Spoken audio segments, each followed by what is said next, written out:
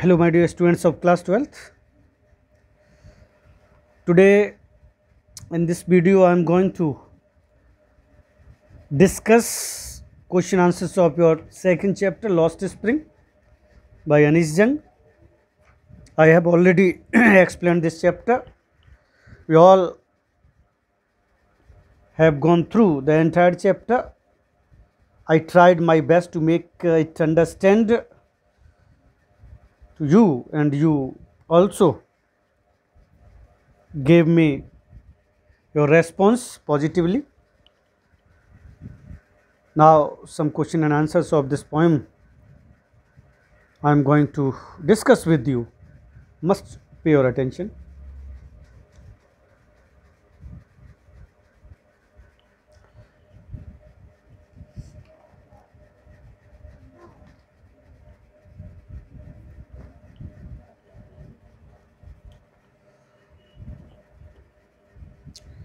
Question is, what is Sahib looking for in the garbage dumps? Question mark, where is he and where has he come from? Sahib क्या देख रहा है, ढूंढ रहा है कूड़े के ढेर में, वो कहाँ पर है अभी और कहाँ से आया है. Got it? So as you know that Sahib is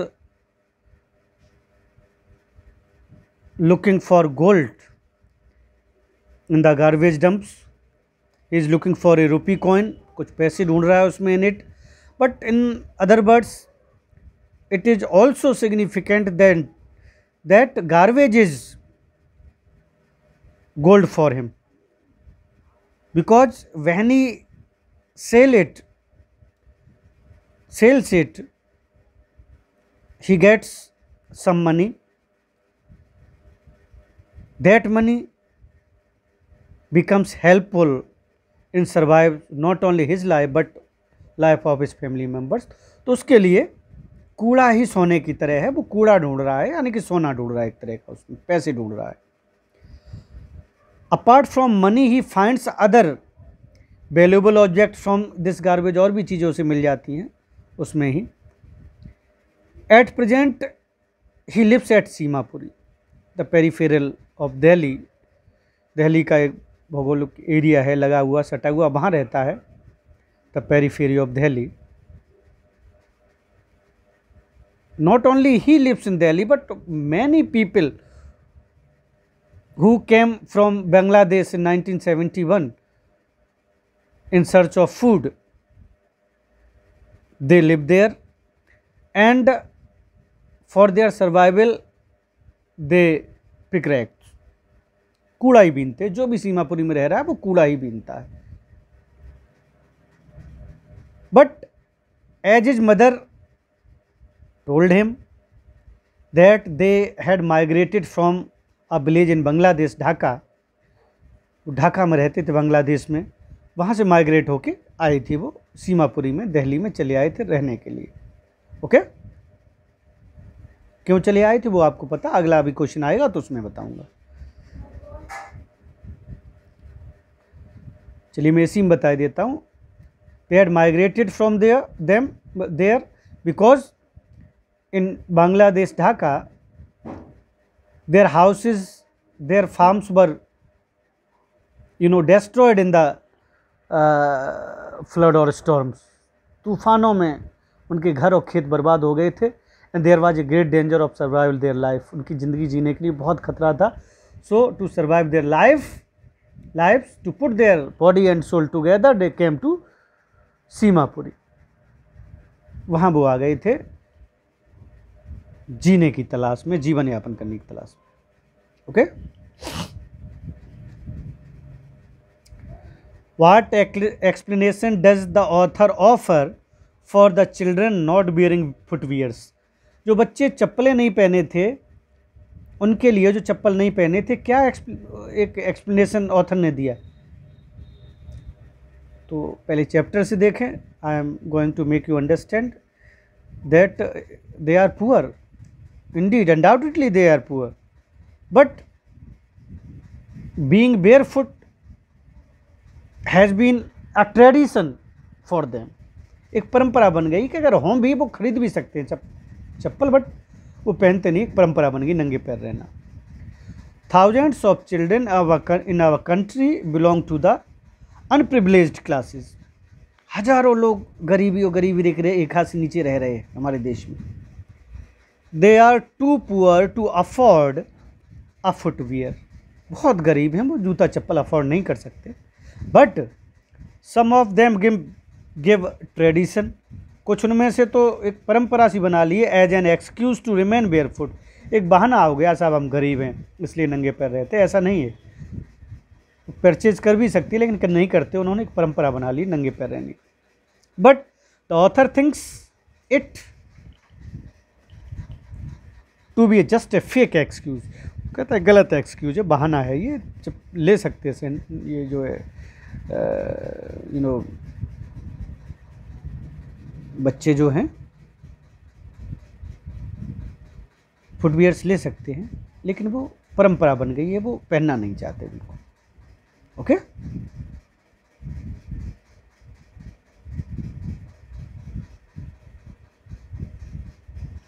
next, is Sahib happy working at the tea stall? Explain. क्या अब जब साहिब ने कूड़ा बीनना बंद कर दिया था, when Sahib had stop picking the garbage and he started working at the tea stall, was he happy? क्या वो खुश था?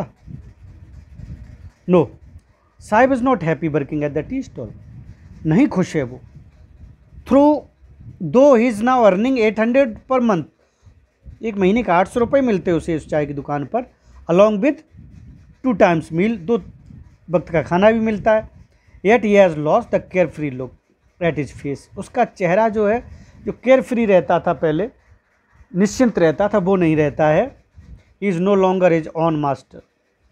अब वो अपनी इच्छा का मालिक नहीं रह गया है। And has lost his freedom. स्वतंत्रता खो दी है, because when he used to pick the rag then he was the master of his own will. अपनी इच्छा का मालिक था जब वो कूड़ा बीना करता था। Now he works under the guidance order of the owner of the tea stall. चाय की दुकान के मालिक के अंडर उसे काम करना पड़ता है। दैट प्लास्टिक बैग ऑफ रेग seemed him lighter than the steel canister he carries every day। अब जो चाय की केतली या कनस्तर, छोटा सा डोलची लेके वो चलता है, हालांकि वो बहुत हल्की है लेकिन वो उसको भारी लगती है, और जो कूड़े का बहुत बड़ा ढेर होता था भारी सा, वो उसको हल्का लगता था, क्योंकि तब वो अपनी इच्छा का मालिक था, किसी का उसके ऊपर कमांड या ऑर्डर नहीं चलता था। अब वो नौकर है चाय वाले का, जिसका जो मालिक है दुकान का, इसलिए वो केतली भी, कनिस्तर, स्टील कैनिस्टर भी उसको बहुत भारी लगता है। उसकी आत्मा पे बोझ है वो, हालांकि है बहुत हल्का, लेकिन उसकी आत्मा पे बोझ ये भारी लगता, वो हल्का लगता था उसको। Okay, next, what makes the city of Firozabad famous? As you know that the city of Firozabad is famous for bangles, चूड़ियों के लिए। The bangle making industry of Firozabad is famous all over the world. It is Asia's largest glass working city।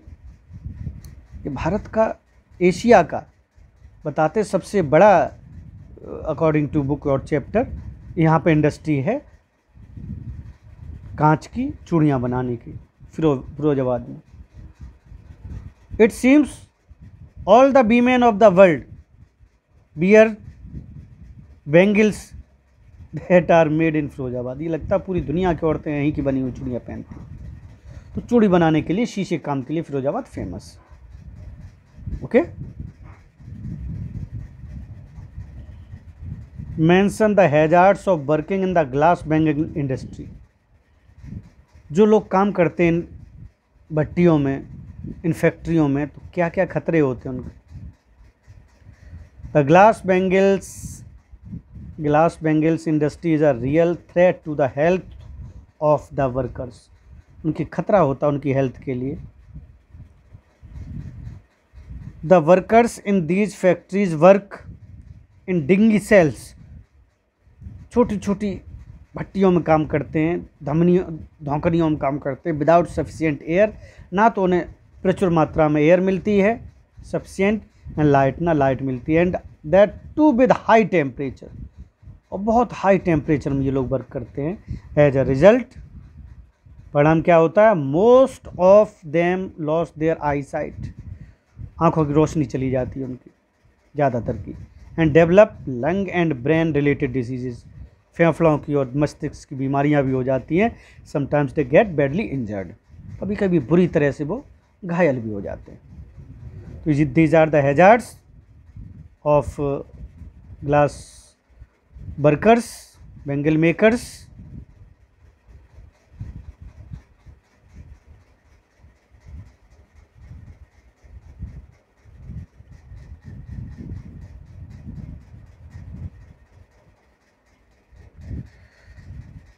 Next,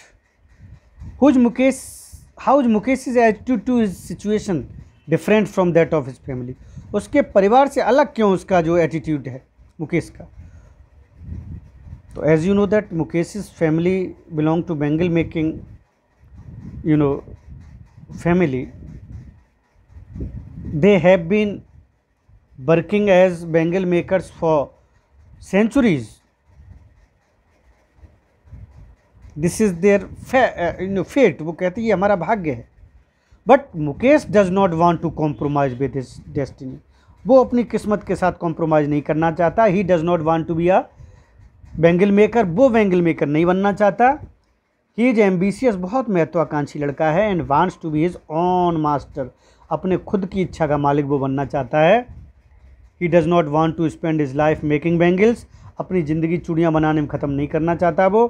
He wants to do something different, वो कुछ अलग करना चाहता है। He wants to become a motor mechanic and drive a car, वो motor mechanic बनना चाहता है, वो कार ड्राइव करना चाहता है मुकेश। ओके, वो चूड़ियाँ बनाना नहीं चाहता, जो उसका ट्रेडिशनल बिजनेस है बेंगल मेकिंग का, वो ऐसा करना नहीं चाहता। Okay,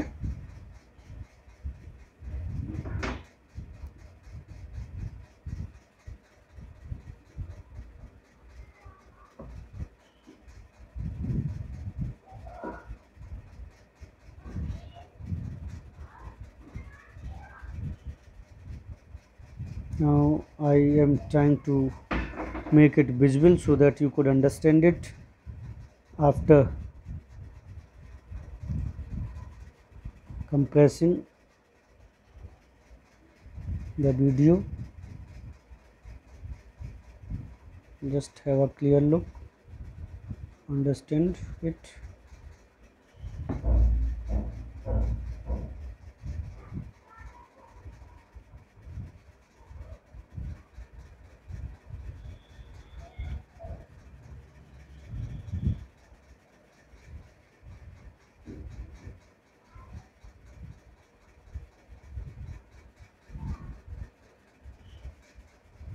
Okay.